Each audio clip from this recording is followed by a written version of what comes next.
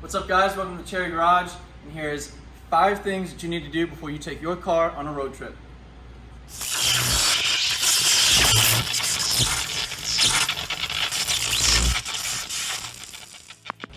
First things first, I recommend checking the oil, because that's going to be the most important for the engine health in your car. You're going to pop your hood, and you're going to find your dipstick. My dipstick's back here, but they're usually all the same. They're either going to be red or yellow and have a little loop to you to pull it on.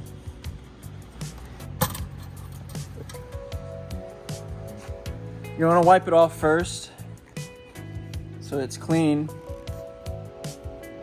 Once it's clean, you're going to put it back in there, and then you can get a good reading of where the oil level is. Make sure you push it all the way in. Yeah, all the way in. Pull it back out.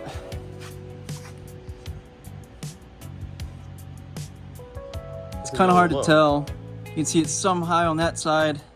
At the middle of the meniscus. And a little low over here. So I'm actually going to just add a little more oil. Typically, the dashes are 1 quart distance apart. It's also important to note how much mileage you have on this oil. If it's been a while since you've gotten an oil change, you should go ahead and do that before you take your trip.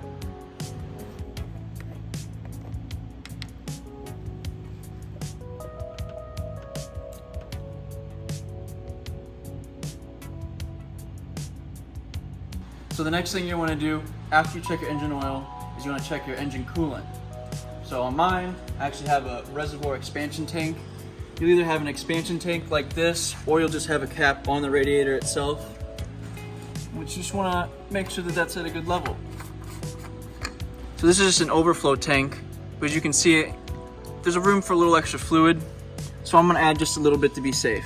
Your tank should have some markings that'll let you know how high it should be filled. This looks like it could add some.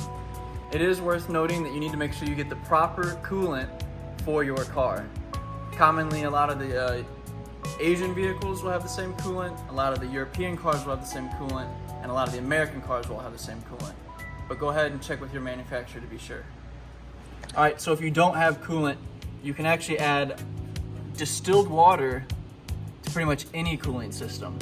So it's the summertime for me, so I'm not worried about it, and I know what I have. Usually you want a 50-50 mix between distilled water and whatever specific coolant for your car.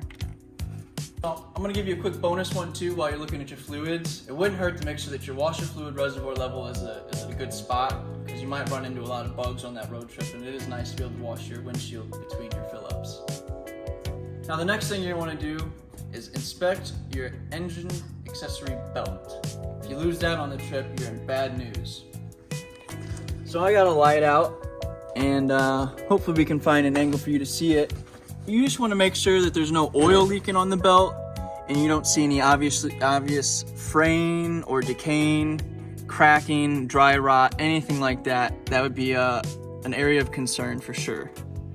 Now I just put this belt on about a month ago, so I'm pretty confident in that one. It's usually located on the front of the engine if you have a rear wheel drive, and if you have a front wheel drive, it'll be on the side of the engine without the transmission. So next up, we're going to look at our tires. There's 2 things we want to look at: the tire tread and the air pressure. So we want to make sure that we have tread on these tires, because we do not want to get caught up in an unfamiliar area and bad climate and wreck our car. So you just want to make sure that you have tread all the way across, no obvious uneven wear. These tires, you can see that I have had plenty of tread, so I'm not too worried about it. So we'll go ahead and check the pressure.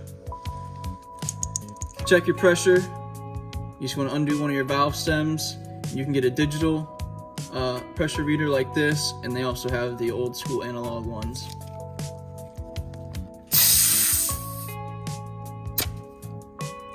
So that's reading 27.4. Most of you guys will have factory tires, and the location to find the tire pressure will be on one of the stickers inside the driver's side door jamb. It'll show front and rear pressures. Front and rear, here we go. 29 to 39. 32 to 44 for the rear. depending on your load and your max vehicle weight limit.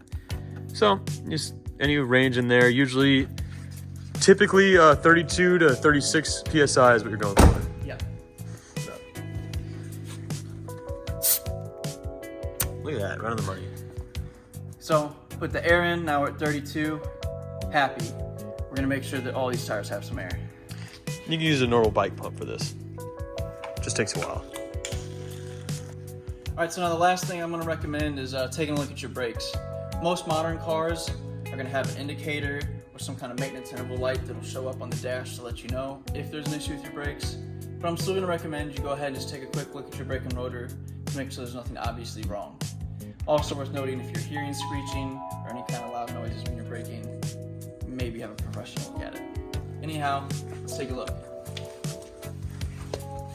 So depending on the wheel, you kind of varied how much visibility you have, but you can still see the rotor here and there's no obvious grooves or nicks in it. Everything looks pretty good to me. From where I'm at, I can see the pad and there's decent life on it. So I'm pretty confident that these brakes are good to go for this trip and they won't give me any issues. All right guys, thanks for watching this video. I hope this was helpful for you. I hope you have fun on your trip. Hope you're safe. If this helped, go ahead and give us a like and subscribe, and we'll see you around.